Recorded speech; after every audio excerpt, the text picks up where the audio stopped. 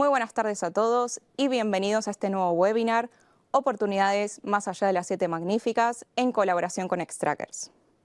Hoy vamos a abordar una temática muy interesante que se encuentra a la vanguardia del análisis global. Si analizamos los índices globales, podemos obtener un dato claro. 7 compañías representan más del 30% del S&P 500 y al mismo tiempo representan una gran parte del rendimiento histórico de los mercados globales. Sin embargo, el panorama no es tan simple. Cuando hablamos en la actualidad de geopolítica, la geopolítica se ha convertido de un factor episódico a un factor estructural a la hora de la creación de carteras de inversión. Las tensiones en torno a los aranceles y la reestructuración de las relaciones internacionales ha conllevado también a una reorganización de los sectores que conocemos. Y eso también nos lleva a preguntarnos, ¿estamos viendo el mercado completo o solo una pequeña parte de él? Hoy vamos a ver dentro de esta dinámica cómo podemos identificar alternativas sólidas, cómo podemos mitigar riesgos y cómo podemos construir carteras de inversión globales más diversificadas. Mi nombre es Camila Schmidt, formo parte del equipo de Giro España y el día de hoy seré la host de este nuevo encuentro y un poco la voz de todos aquellos que nos acompañen. Hoy es el primer webinar de la serie con Xtrackers y en representación de Xtrackers hoy contamos con la presencia de César Muro. Bienvenido César, un placer tenerte aquí con nosotros. Muchas gracias por la invitación a De Giro y un placer igualmente. César es el director de ventas para España y Portugal, se encarga del desarrollo de negocios de los ETPs y cuenta con una trayectoria de más de 20 años de experiencia, por lo cual probablemente el día de hoy nos va a aportar en su masterclass una mirada muy buena de lo que es la tendencia global del día de hoy. Antes de continuar, César, si te parece, vamos a hacerle una pequeña encuesta al público que nos acompaña. Aproximadamente, ¿qué porcentaje de sus inversiones se encuentra fuera de los Estados Unidos? Las respuestas son ninguna, invierto únicamente en Estados Unidos, menos del 25%, entre un 25 y 50% o mayormente global, más del 50%. Mientras les damos tiempo que puedan ir respondiendo un poco la encuesta, vamos a ir a ver un pequeño disclaimer normativo y ya comenzamos con la presentación.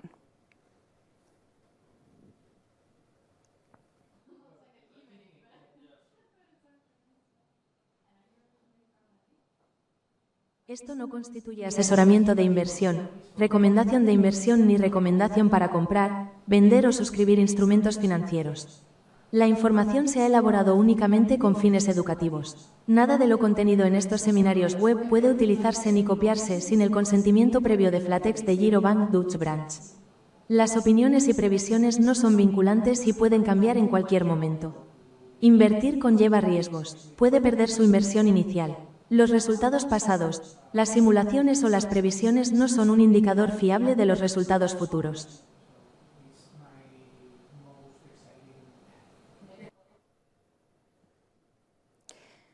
Les recordamos que este seminario está siendo grabado, por lo cual posteriormente lo van a tener subido a nuestra página web de giro.es en caso de que quieran rever alguno de los puntos que abordemos el día de hoy. También les recordamos que va a estar activo el chat durante toda la sesión, por lo cual pueden ir dejando sus preguntas. No se preocupen en caso de que no abordemos alguna de ellas mientras nosotros conversamos. Quédense tranquilos que al final vamos a hacer una sesión de preguntas y respuestas y vamos a intentar abordar todas ellas. Por último, agradecerles muchísimo la participación en la encuesta. Por lo que podemos ver, la mayoría de la audiencia que nos acompaña el día de hoy ha comentado que tienen una cartera mayormente global, más del 50% fuera de los Estados Unidos, lo cual es un resultado un poco sorprendente dadas las tendencias de la actualidad, ¿verdad? Sí, la verdad que... O sea, ¿has dicho fuera de Estados Unidos o global? O sea, tiene una cartera global fuera de Estados Unidos. Más del 50%. Más del 50% en Estados Unidos.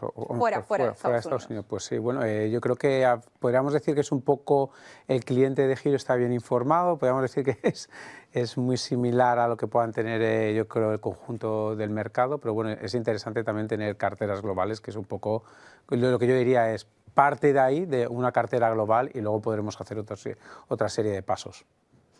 Sin embargo, César, para que se queden tranquilos, aquellos que han votado que tienen una cartera más concentrada en Estados Unidos, justamente el día de hoy vamos a ver cómo poder diversificar esos riesgos y cómo crear carteras globales un poco más diversificadas.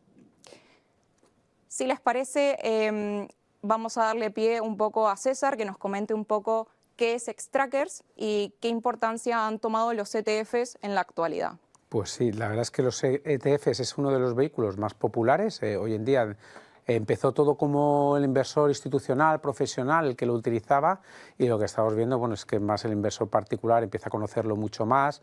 Los ETFs, sobre todo, un poco de comisiones muy bajas, ha democratizado el acceso a la inversión a muy bajo coste, amplia diversificación y te puede dar exposición a diferentes temáticas. Pero dicho esto, que yo creo que los clientes de Giro están bastante bien informados de lo que son los ETFs, por poner un poco en contexto qué es Xtracker. Xtracker es la marca, por así decirlo, de ETFs de la gestora DWS.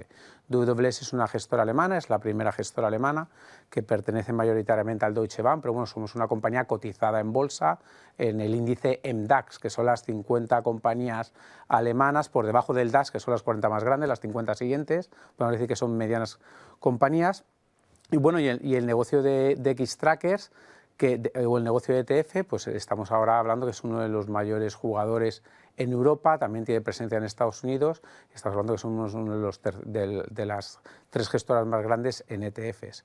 Y sobre todo un poco lo que nos caracteriza es dar una oferta muy amplia a los inversores, un estilo como un supermercado que puedan encontrar de todo. Tenemos una barbaridad, casi 300 ETPs entre ETFs y ETCs, de oro o de otras materias primas, pero sobre todo en los mercados principales queremos también ofrecer un acceso muy competitivo a muy bajo coste, porque creemos que menores comisiones, menos costes de gestión va a redundar en un mayor beneficio a los inversores. Y conforme vamos creciendo, pues también vamos bajando un poco las comisiones, y al final, bueno, es un poco la filosofía de la que quiere un poco Xtracker, dar amplio acceso y ofrecer productos competitivos para los inversores.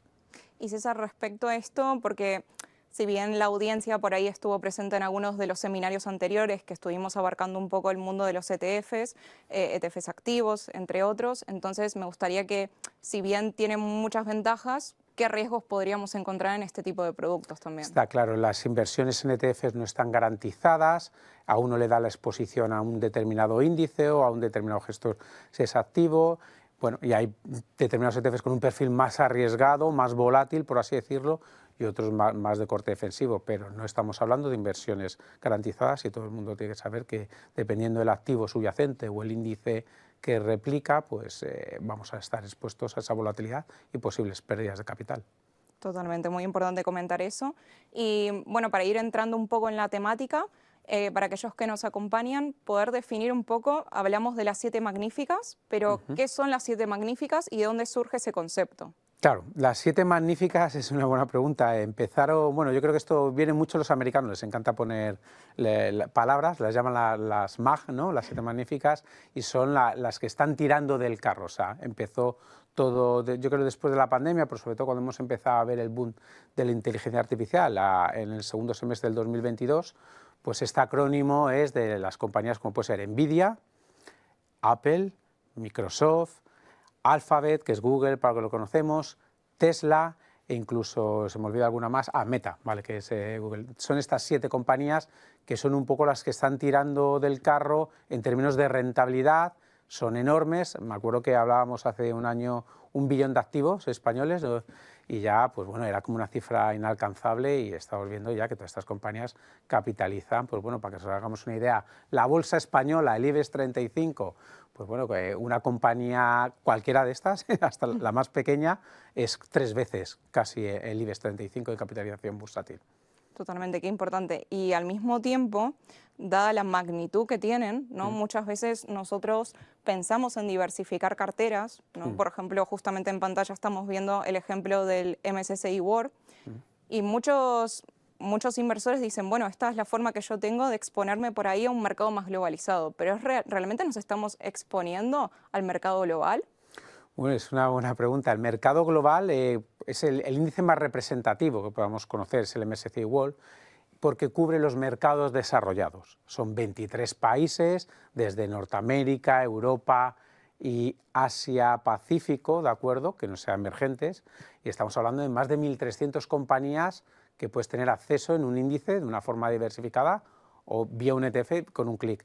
Y es verdad que podemos ver las 10 mayores compañías son americanas y predominan mucho la exposición la exposición a este país, a Estados Unidos. Yo me acuerdo, Camila, cuando empecé como hace 15 años, el peso de Estados Unidos en este índice representativo, el MSCI World, estaba por debajo del 50%. Hoy en día cualquier inversor que compre o que quiera tener exposición a los mercados desarrollados de manera diversificada, en estas 1.300 compañías, las grandes compañías de gran capitalización y mediana, supone que estás teniendo exposición a Estados Unidos en un 72,5%. O sea, la dominación de este país ha sido pues, muy relevante y sobre todo lo que hablábamos es muy relevante lo que son las Mag 7 y es muy relevante el tirón de la tecnología que han tenido de estas compañías o lo que llaman la economía digital en el que tienen bastante peso. No es solo como pueden ver los oyentes el peso que tiene el sector tecnológico, que es de un 27%, cuando hace unos años, cuando ya empieza a tener unos 4 años, no llegaba ni al 15%. Me acuerdo que el sector más predominante era finanzas o incluso petroleras antes de la crisis financiera, y nos encontramos con que otros países como Japón, como Europa, empieza a ser muy poco relevante. O sea, Europa aproximadamente es como un 17% y ya cuando coges Canadá, Asia-Pacífico, Japón, pues es incluso mucho menos. Entonces está muy dominado por un solo país y sobre todo por una serie de compañías. Totalmente. Y en torno a esto, ¿no? Hablamos de que al final, bueno, estamos expuestos en un gran peso a por ahí 7, 10 compañías que, como decías, tiran del carro, ¿no? Entonces, ¿qué pasa cuando estas megacaps corrigen y cómo me puede afectar a mí en la posición que yo tengo en mi cartera, ¿no? Claro, es una buena pregunta. Al final lo que estamos viendo los inversores es que empiezan a dividir un poco como el mundo,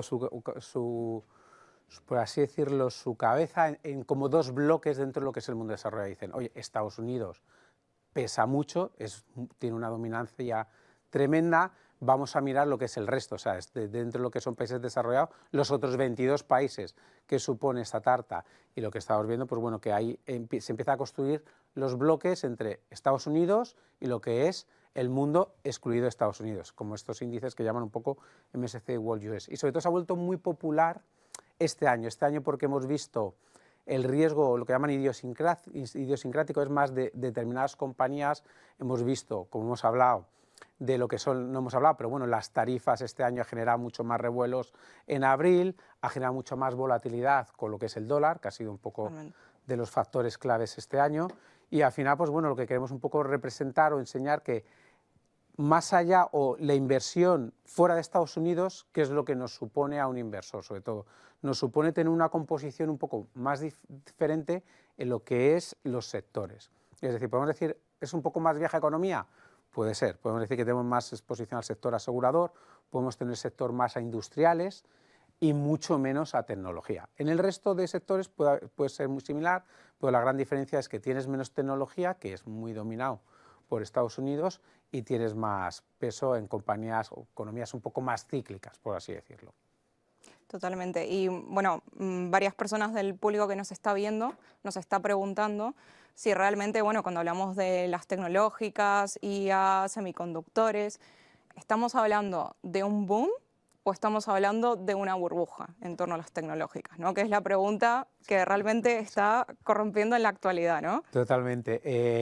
Es difícil responder, las burbujas es complicado de ver, puedes ver señales, pero cuando comparas con otras burbujas, generalmente es lo que llaman el hype, ¿no? Pero generalmente hay muchas expectativas y poca sustancia, pocos beneficios. En este momento nos estamos encontrando en el que las grandes compañías, estas Mag 7 y alguna otra más tecnológica, están generando tanto dinero, tantas ganancias, que están invirtiendo demasiado, podríamos decir. Eso es lo que genera un poco de dudas. Si es demasiado la inversión que están haciendo para el posible retorno futuro.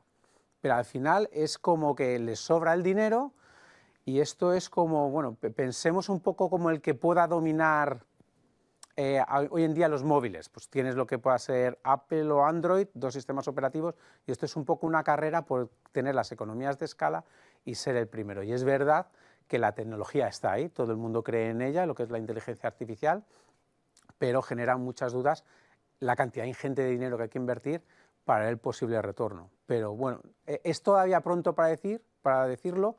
Tecnologías disruptivas, siempre ocurre esto al principio. Hay veces que las inversiones se disparan demasiado, luego bajan un poquito y luego vuelven a una normalidad, y es al final un poco esa carrera por ser el líder tecnológico y tener esa escalabilidad. Entonces es complicado decirlo, pero de momento estamos viendo muchas expectativas y sí que hay algunas compañías que podemos decir que los múltiplos son muy elevados, más que decir que las grandes compañías que todavía siguen ganando y puede estar justificada. Y este es el gran debate en el mercado que hace que nos genere bandazos de arriba a abajo, volatilidad. Hoy tenemos, por ejemplo, Nvidia a cierre de mercado que presentará resultados y la volatilidad está servida. Totalmente.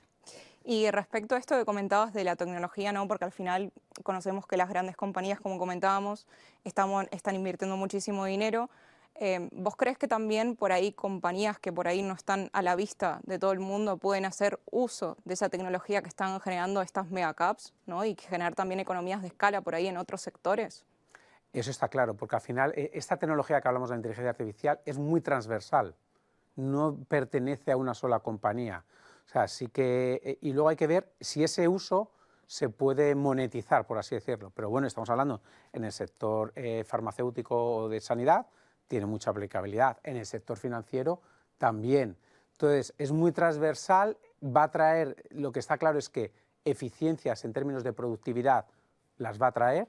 Otra cosa es cuánto estas inversiones tan grandes si van a dar esos retornos. Y creemos que hay compañías que están un poco más racional en la inversión. E incluso esa inversión ya están diciendo que les están redundando en beneficios. Pero bueno, lo que está claro es que a día de hoy Estados Unidos está a la vanguardia de la innovación, es una carrera un poco con China, y lo que podemos decir que es demasiado costoso es generar esa energía. Toda esa energía para toda esta computación, pero bueno, estamos viendo determinadas evoluciones que probablemente sabemos que toda esa computación va a mejorar y probablemente la intensidad de la energía va a mejorar. Y donde se te quedaba obsoleto en tecnología en 5 años, las cosas en 2 o 3 años ya están obsoletas y hay que cambiarlas. Totalmente. Capaz hay que enfocarlo más, no es si vamos a ver o no ese retorno, sino cuándo lo veremos, ¿no? El retorno va a estar ahí, entonces bueno, si lo consigues en muy corto plazo, es rentable. Si al final tardas un poco más en llegar a esa rentabilidad, pues te baja un poco la rentabilidad en términos anualizados. Pues bueno, eso es un poco lo que contamos. Ahora en Estados Unidos es un riesgo, es una oportunidad. Hay oportunidades, pero también tiene riesgos, como ahora comentaremos. Y sí que es verdad que hay alguna serie de factores, pues bueno, de todas estas, las dudas de estas inversiones circulares entre una compañía y otra. También política comercial, tarifaria, si puede generar inflación y puede generar un poquito más de ruido, y lo que estamos viendo, esto es verdad, es de que hemos ido de una globalización a una desglobalización. Y estas políticas está haciendo, como luego tocaremos un poco más adelante, que todos los países quieran también generar esa tecnología o poder invertir en esas capacidades, desde Europa, desde China o desde Japón, por ejemplo, porque no quieres depender de otro país externo. Totalmente. Y alguien del público también nos pregunta por qué en estos ETFs que son más globales no vemos tanta presencia del mercado asiático. No necesariamente de China, sino en general del mercado asiático. Bueno, en el MSCI World, por ejemplo, no está China, no está, para que os hagamos una idea, de Asia estaría Japón, que pesa, pues está un 4 y pico, casi un 5, que la verdad es que bueno, Japón es un país con bastante población y siempre ha sido bastante relevante. Y luego tenemos un poquito en Singapur y alguna parte en Hong Kong, pero es poco relevante. Entonces, si queremos exposición a lo que es Asia emergente, China, la India, Corea, Taiwán, entonces eso ya nos tenemos que ir más a lo que llaman un MSCI All Countries, o irnos solo a emergentes, MSCI emergentes, que estamos hablando que es el 85-84% es Asia. Está muy concentrada en esos países, sobre todo después de la salida de Rusia hace unos años. Y esa sería a lo mejor la manera de tenerlo. Pero lo que nosotros también vemos un poco con Estados Unidos es que se puede construir un poco de manera diferente esa exposición, porque aquí lo que os quería enseñar también es que índices como el Equal Weight, que se han vuelto muy populares, porque al final lo que vemos es que todo esto son ciclos. Hay compañías que lo hacen muy bien, pero al final puede haber un poco de reversión a la media, y hay otras que empiezan a hacerlo bien. Es un poco lo que ocurre también con los índices de capitalización. Y entonces hemos visto que índices como poníamos Max 7, casi con las 10, estás hablando casi un tercio de la capitalización bursátil, pero sobre todo para nosotros es muy relevante, es lo que está contribuyendo prácticamente a la totalidad de la rentabilidad del índice en Standard & Poor's 500, pero a su vez tenemos mucho riesgo, casi la mitad del riesgo, lo que llaman en términos de fluctuación del índice, viene de estas compañías. Y a ser tan relevante, o sea, sí que están contribuyendo mucho, pero también estás contribuyendo a su riesgo.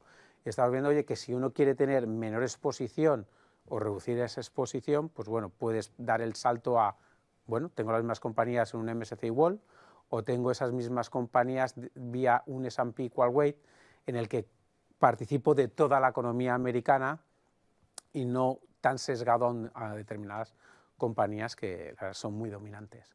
¿Nos podrías comentar un poco en detalle cómo, cuando hablamos del equal weight, qué hablamos? O sea, ¿qué discrepancias podemos ver, por ejemplo, contra un S&P 500? Claro, el equal weight es verdad, como lo dices, nombre es equiponderado. Entonces, en lugar de por capitalización bursátil, que tengo un peso, aquí decimos, oye, ¿cuántas empresas hay? 500, pues un 0,20 en cada una, por 500 te suma 100. Y eso es un poco, en resumen, lo que hace. ¿Qué es lo que ocurre cuando tú analizas todo el mercado americano, las 500 empresas, pues resulta que cuando haces un equiponderado no pesa tanto tecnología. Pasas de un 27 a un 15. Reduce ese riesgo en un componente, pues bueno, en ese sector que es más volátil. Y sobre todo, por ejemplo, en finanzas o industriales es donde tendrías más peso. Reduces mucho en comunicaciones, sobre todo que sepan un poco los oyentes, en comunicaciones está Alphabet y está Meta. ¿Vale? Entonces, no son las típicas compañías de telecomunicaciones que conocemos en Europa, pero estarían ahí y pesan bastante. Pero bueno, en financieros pues sí que ocurre lo contrario, o nos vamos más a energía, de real estate, que es inmobiliario, entonces sí que cambia tu composición. Entonces aquí lo que nosotros queremos enseñar es que, bueno, Estados Unidos como índice, podemos hablar de los que son más representativos y que todo el mundo conoce, y que podemos un poco modular nuestra exposición. Podemos partir desde el índice más conocido, que es el S&P 500, que son las 500 empresas más grandes. Luego está otro proveedor de índices, que es MSCI, que aquí ya dice, no cojo las 500, sino voy a coger empresas que son lo que llaman de gran capitalización y mediana capitalización. Y entonces ya te vas como a un poquito menos de 600 acciones, en lugar de las 500, ¿vale? Para que se quede un poco la gente, es un poquito más amplio.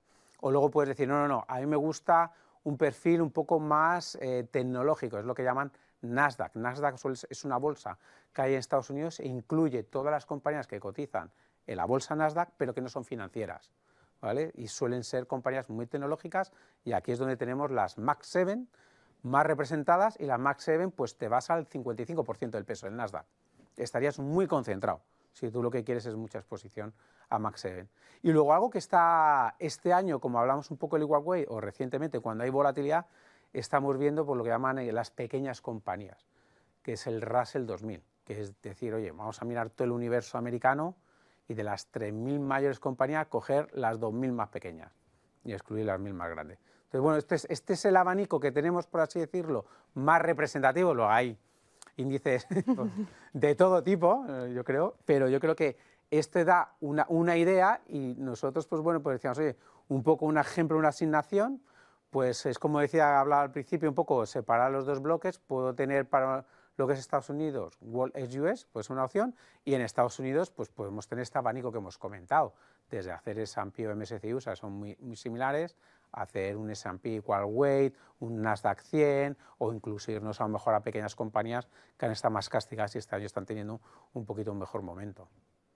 Totalmente. Y respecto a lo que has comentado del Russell 2000, ¿no? Que agarramos un poco lo que son las small caps. Respecto a eso, normalmente las small caps se suele decir que son más sensibles al ciclo económico, ¿no? Sí, totalmente. Entonces, puede servir también como una forma de diversificar nuestra cartera y poder tomar esos beneficios del crecimiento doméstico que vea el mercado. Totalmente. O sea, small caps tienen que tener claro un poco los oyentes, es mucho más arriesgado, son compañías, estamos hablando más pequeñas, pero también el índice son 2.000, como hablan 2.000, o sea, tienes 2.000 compañías, está, como por así decirlo, muy atomizado tu riesgo específico de cada compañía.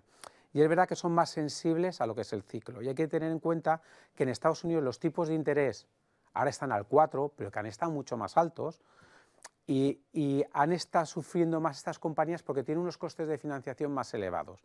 Y es verdad que en el Standard & Poor's 500, que pesa mucho, estas Max 7, no han sido compañías que hayan necesitado deuda, están menos endeudadas, entonces son menos sensibles a lo que son los tipos de interés, pero sí que es verdad que tienen un ciclo de inversiones muy corto, que tienen que estar renovando y reinvirtiendo constantemente. Entonces, hemos visto cómo la Reserva Federal ha bajado los tipos de interés en los últimos 3 meses un par de veces, y entonces se anima un poquito más estas compañías, que eso les benefician, y también, bueno, pues todos estos planes, estamos viendo que muchas de las inversiones en AI, inteligencia artificial, se pueden estar beneficiando este tipo de compañías de sectores, como hemos visto más en real estate, rates, data centers. Hemos visto un buen comportamiento en utilities, que son un poco también las que se van a beneficiar de la demanda, y ahí están más representados, igual que como habíamos visto en el Equal Weight, este tipo de compañías.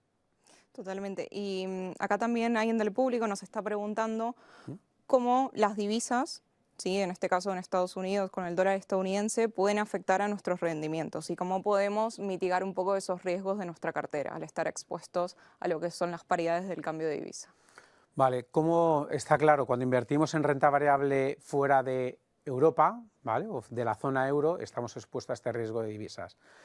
Y de vez en cuando es verdad que cada 3-5 años a los inversores europeos que invertimos fuera nos viene como decía yo, nos dan un viaje de un lado para otro, como este año al invertir en dólar. Entonces, esto hace un poco que las inversiones medidas en euros, te pueda jugar una mala pasada. Entonces, sí que nosotros entendemos que la renta variable es parte, ¿ok?, comprar acciones de las divisas. En renta fija nosotros sí que recomendamos, o más que recomendar, es más prudente cubrirlo si quiere estar invertido en otra renta fija, en bonos de otras monedas, para minorar esas fluctuaciones. Pero las opciones, ¿cuáles son? Cubrir el riesgo de dólar. Y entonces hay alternativas con ETFs en el que suele poner Eurohedge, el S&P Eurohedge, o el Equal Weight Eurohedge, o el Nasdaq.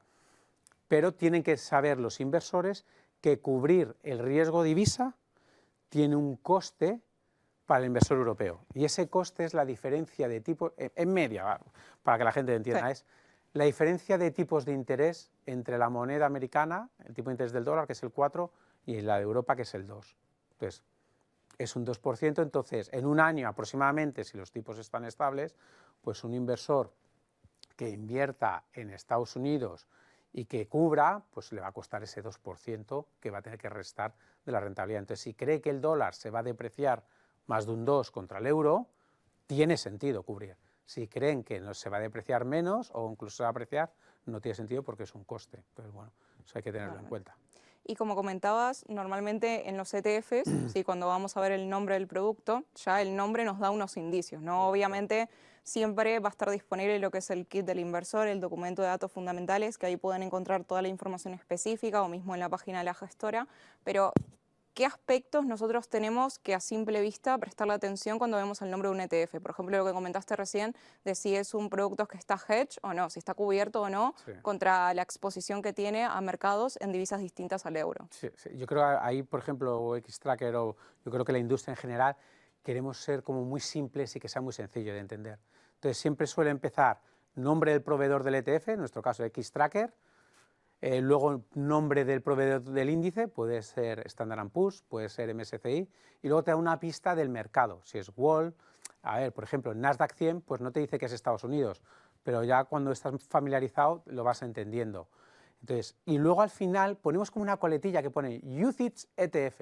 A mí me pregunta, el otro día me preguntaba mi cuñado, ¿pero qué es eso de UCITS? Y digo, joder, pues mira, es la marca europea que tenemos para los ETFs, que es la regulación, que es como Undertaking Collective Investment Trust en inglés, ¿vale? Pero en el fondo es, en Europa la marca UCITS es muy fuerte porque se compra en países como Latinoamérica y como en Asia, la marca de ETFs. Bueno, en Europa, en regulación, somos buenos. Sí, demasiado.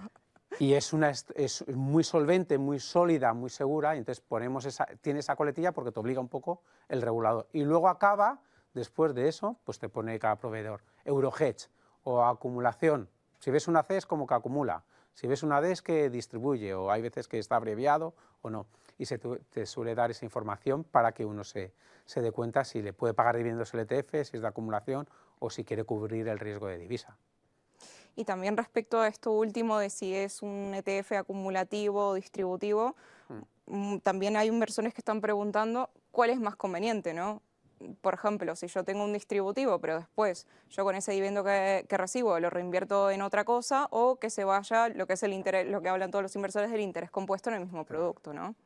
Está claro, yo creo que si inviertes a largo plazo, el interés compuesto es mejor. Yo creo que te reinvierta. Lo que hacemos con los ETFs de acumulación es, oye, los dividendos que me han pagado estas compañías, ya sean, por ejemplo, europeas, pues lo que hacemos nosotros como Xtrackers, como gestor del ETF, reinvertimos automáticamente. Este ya paga una compañía el dividendo del índice, lo que hacemos es comprar toda la cesta del índice pro rata con los mismos pesos. Si es de distribución, ¿qué hacemos? Oye, pues distribuye trimestralmente o semestralmente. Esos dividendos que hemos ido recibiendo los pagamos al distribuidor. Yo creo que depende. Hay también personas que, si tú estás en una fase de acumulación, ¿vale? Yo me considero joven, entonces quiero acumular y no lo necesito, pero también hay veces que tú necesitas una serie de pagos o hacer una serie de pagos. Yo también yo hay veces, otra vez vuelvo a partirme el cerebro, tengo algunas series de inversiones con un objetivo más corto plazo, con un determinado objetivo más definido, y entonces, pero es una cosa más puntual, sí que quiero esa renta y no me importa recibirlo para cubrir alguna serie de cosas. Pero bueno, todo depende, y conforme yo creo que uno se acerque a lo mejor más a la jubilación, pues lo que quiere es poder recibir esas rentas y que se pueda ir acumulando. Y bueno, es un poco, yo creo que cada uno tiene que decidir qué es lo más conveniente. Totalmente. Hay un inversor también que nos está viendo el día de hoy que nos pregunta si hay un ETF que incluya un poco inteligencia artificial y oro al mismo tiempo. ¡Wow! No. Es un poco complicado, son como dos aspectos totalmente contrarios, por así decirlo, en el día de hoy, ¿no? Yo creo que lo que puede hacer el cliente es coger un ETF de inteligencia artificial. Ahí no es por decir nada, pero tenemos el ETF más grande de Europa, más exitoso, que destaca por su rentabilidad, y se puede coger un ETF de oro y entonces decidir cuánto quieren cada uno. Pero desde un punto de vista, otra vez, normativo, UCITS, no se puede hacer las dos cosas en uno. Se lo tiene que construir el inversor a nivel individual. Totalmente. Y bueno, volviendo un poco a lo que es la asignación, ejemplos de cómo podemos asignar una cartera de inversión, también podemos presentar como alternativa ahora Europa, ¿no? Entonces, ¿qué nos comentás sobre el peso que tiene Europa? ¿No? Hoy en día hablamos de Europa, que representa un 18% del PIB global y que también representa un 30% del comercio mundial. ¿Por qué hay tanta desconexión entre el peso económico que tiene Europa contra el peso que podemos ver que tiene, por ejemplo, en los índices? Es una gran pregunta, porque es que lo que ocurre a Europa le ocurre también a otros países. Lo que es anormal es lo que está ocurriendo en Estados Unidos. Es lo que pesa sus mercados bursátiles respecto a su PIB.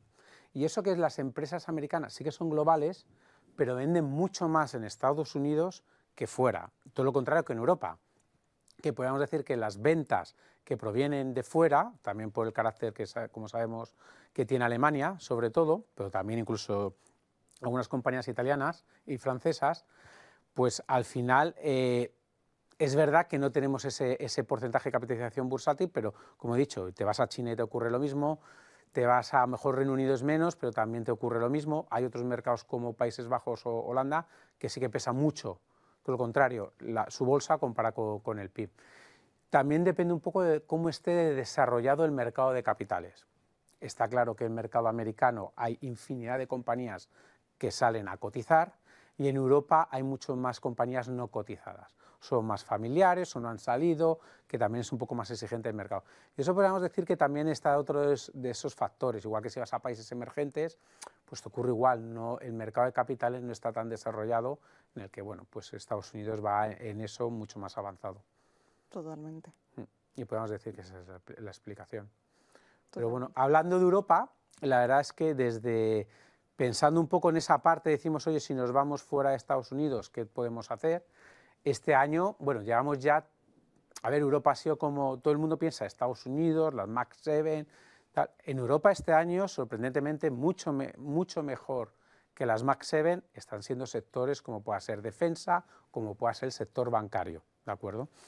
Pero también en Europa estamos viendo este año que está en un comportamiento en euros mucho mejor que el mercado americano, y ya es incluso el tercer año, probablemente, pues como va el año, que va a tener rentabilidades por encima del 10% la bolsa europea en su conjunto. Entonces sí que estamos viendo que Europa está muy poco representada en estos países, como hablabas, Alemania, que pesa un 2,6, un 2,5, igual que Francia en un MSCI World, cuando estás hablando de un 72% Estados Unidos, y estamos hablando que el PIB de Alemania es bastante potente, pero es un poco por los múltiplos y por la composición un poco sectorial. Creemos que dentro de lo que pueda ser inversores fuera de Estados Unidos, en Europa está ocurriendo, yo creo que algo muy importante, y es el despertar podemos decir, de la clase política en poder quitar burocracia. Va a tardar, no va a ser tan rápido, pero eso sí que se ha identificado y se ha dicho. Se quiere unificar más los mercados de capitales en Europa. Y tenemos un poco, también hemos visto también algo desde el punto de vista de innovación, lo que se ha creado como la ley de chips, que para nosotros queremos incrementar del 10 casi al 20% del 2030 la cuota que tenemos en semiconductores, que en Europa no estamos mal, pero no queremos depender del exterior. Tenemos un sector automoción y también, pues también estamos hablando de tecnologías como la inteligencia artificial. Entonces sí que se ve que haya habido una voluntad y un gran apoyo y medidas a innovación en esa parte. Y luego creemos que hay un jugador principal, que es el país un poco más relevante, por así decirlo, que es Alemania. Y Alemania ha anunciado un paquete fiscal, un estímulo fiscal, que no es de un año, sino que van a ser hasta el 2030, y desde WS creemos que incluso Alemania va a crecer más en 2026 que Estados Unidos. Y dentro de esto estamos hablando de, por no marear a la gente, que son como 600.000 millones, que es una barbaridad, va a ir mucha infraestructuras, va a ir parte a defensa, y todo esto va a tener como efectos que se va a retroalimentar otra serie de sectores y otra serie de países y economías, porque también, bueno, Alemania no puede y va a ser un poco más el conjunto de Europa. Y desde ese punto de vista creemos que Europa, por una valoración un poco más atractiva y estas medidas un poco de estímulo, va a hacer un poco que salga de ese letargo. Tampoco nos vamos a volver locos con crecimientos muy elevados, va a destacar mucho Alemania, pero va a ser un impulso que no habíamos visto probablemente en los 10 últimos años, con la excepción de España, que estamos viviendo pues bueno, una economía un poco más diferente por sector turismo, por un sector financiero que se está beneficiando, como comentaba, que ha ido muy bien este año, de cómo están los tipos de interés y el diferencial. Totalmente. Y respecto a esto también, hoy vemos que bueno, también la Unión Europea está realizando un montón de inversiones, ¿sí? Como el programa, por ejemplo, Next Generation, con 800.000 millones de euros para digitalización, bueno, un poco lo que es el programa verde y también energía. Entonces, un poco de la mano con esto, ¿cuál crees que son por ahí los sectores que van a destacar en Europa próximamente? Vale, por ejemplo, nosotros lo que creemos es que hay un sector que se va a beneficiar más por lo que es la dinámica. Uno, como hablamos con Estados Unidos, por las bajadas de tipos de interés, ¿de acuerdo? Y luego porque es mucho más, es una economía mucho más interna, y eso es lo que llaman las pequeñas compañías. Entonces esas compañías se van a beneficiar más en una recuperación del ciclo que las grandes compañías, eso es lo primero. Pero como hemos dicho, tiene un poco más de riesgo y esto es para tener menos exposición. Pero ¿cuál se va a beneficiar? Sector financiero, tiene que financiar mucha parte de incremento de la deuda, muchas partes de las infraestructuras se tienen que financiar por el sector financiero, pero también va a entrar el sector privado. Tema de sector de construcción, incluso industriales, porque hablamos de infraestructuras, gran beneficiado.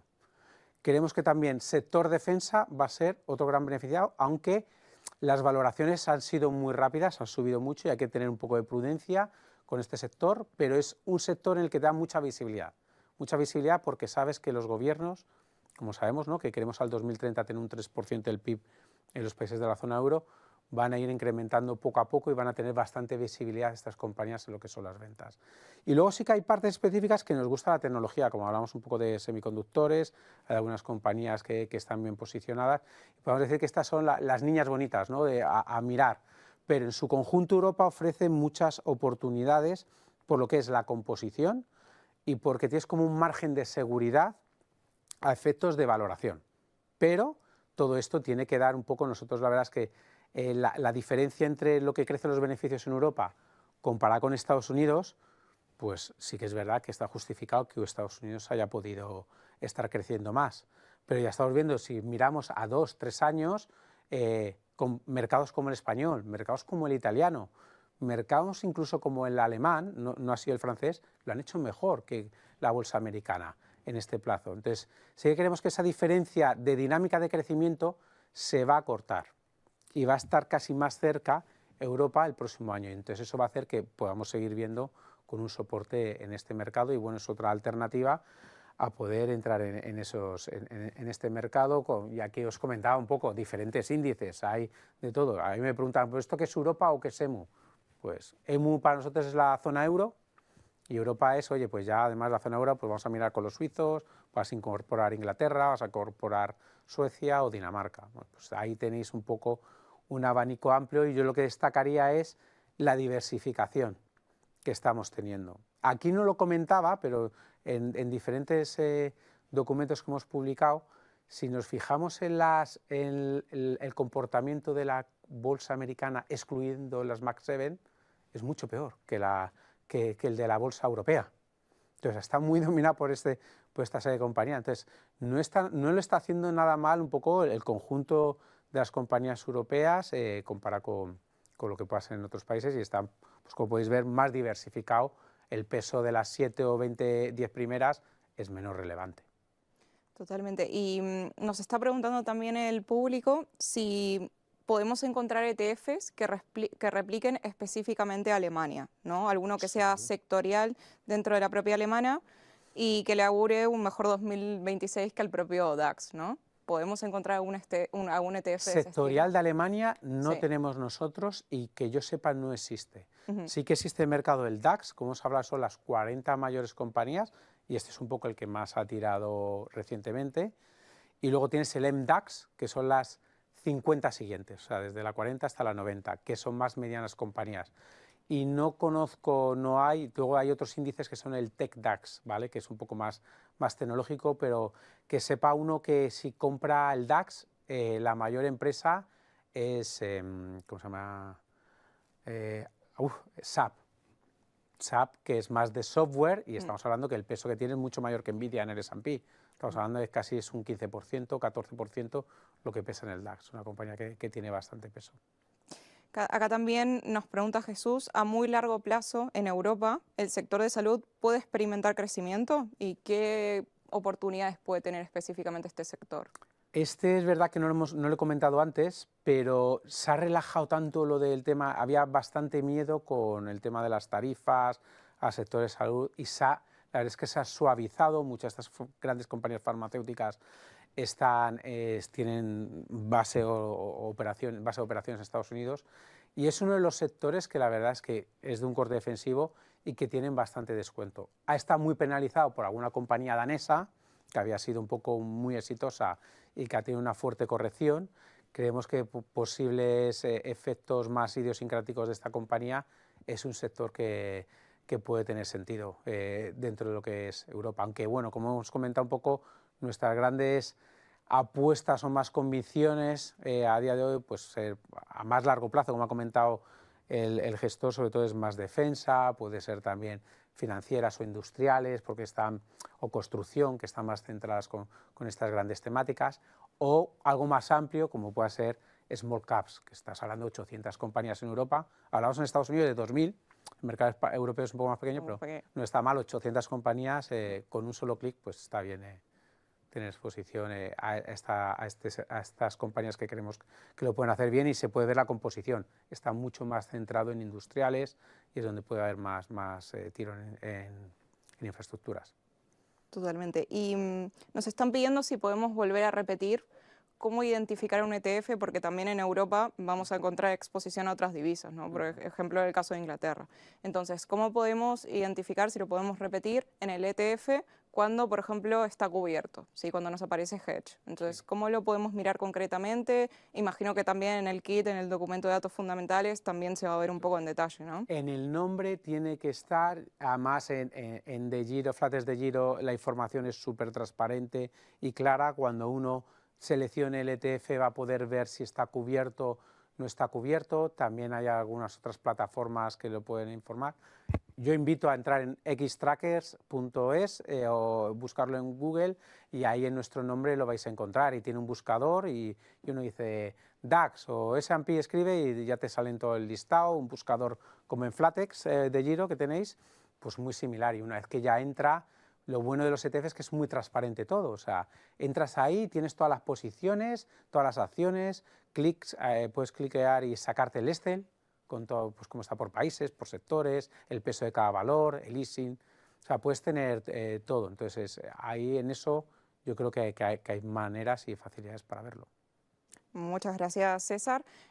Si querés, puedes seguir comentándonos un poco acerca de los sectores y específicamente si podemos entrar en detalle, explicar un poco cada uno de los índices que vemos ahora mismo en pantalla para quienes por ahí del público no tienen tanta idea de cómo se dividen o qué abarcan cada uno de ellos. Está claro, está claro. Esto es un poco igual, es como el cóctel, ¿no? A mí es igual, hay veces que vas al supermercado y dices, ¿cuántas marcas de leche? Yo no sé, la desnatada, la sin lactosa entera, pues bueno, aquí en el mundo financiero al final somos un poco más complejos, o el mundo de los índices, pero yo creo que el inversor se quede con una cosa, es, si queremos compañías de la zona euro, que es todo en euros, sin riesgo de divisa, tenemos el índice Eurostoxx 50, que son las 50 mayores, o el índice MSCI EMU, que estamos hablando de 220 acciones, que son grandes compañías y medianas compañías.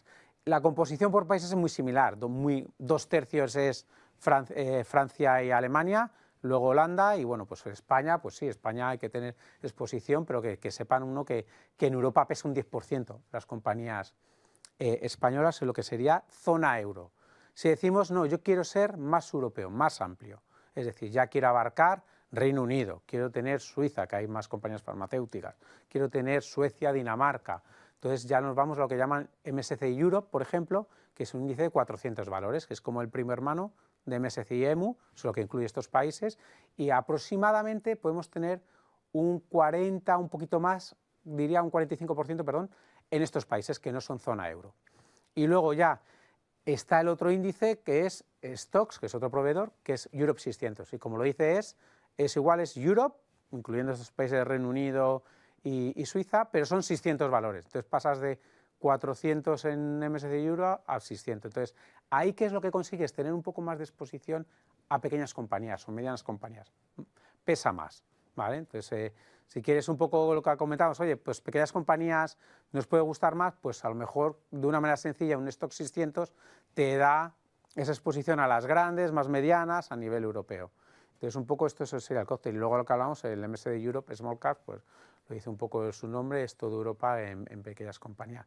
Al final, la distribución es muy similar en casi todos, puede cambiar en la parte de pequeñas compañías, destaca más lo que es el Reino Unido, es un mercado, como hablamos de capitales, un poco más desarrollado y hay muchas más compañías cotizadas de menor capitalización y puede estar más representado Reino Unido que otros índices más de grandes compañías.